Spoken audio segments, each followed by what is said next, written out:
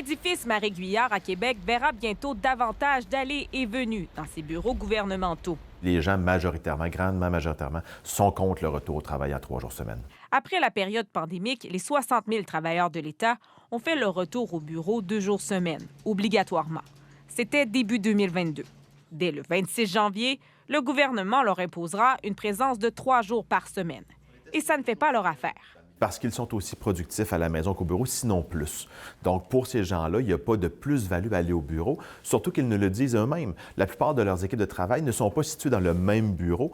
Nombreux sont ceux qui menacent de quitter leur emploi. C'est ce que révèle un sondage interne mené par le syndicat de la fonction publique et parapublique du Québec. 7 000 des 18 000 travailleurs de l'État en télétravail, représentés par le SFPQ, y ont répondu.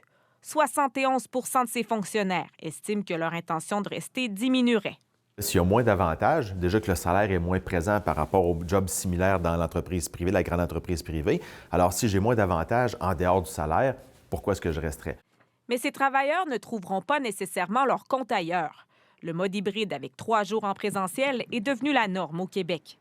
Dans certaines grandes entreprises, comme les grandes banques, la tendance va même jusqu'à ramener les employés au bureau de 4 à 5 jours semaine. C'est le cas aussi au sein du gouvernement ontarien. De là à dire que c'est anormal que l'entreprise, l'organisation, en l'occurrence le gouvernement, veulent ses employés 3 jours en présentiel, c'est pas démesuré comme demande. Cette experte en ressources humaines doute d'un exode vers le privé. Quand on regarde leur rémunération au sens large, incluant le fonds de pension, les bénéfices, la sécurité d'emploi, les congés maladie, je suis très sceptique à l'idée que ce sera plus payant au privé. Mais la Chambre de commerce de Québec voit ces menaces comme des occasions à saisir pour le secteur privé, avec 10 000 postes vacants dans la région. Je pense que ça va aider le secteur privé, puis ça va dynamiser l'économie autrement. Puis je ne vois pas ça du tout comme une catastrophe. L'important, c'est de préserver les fonctions vitales de l'État.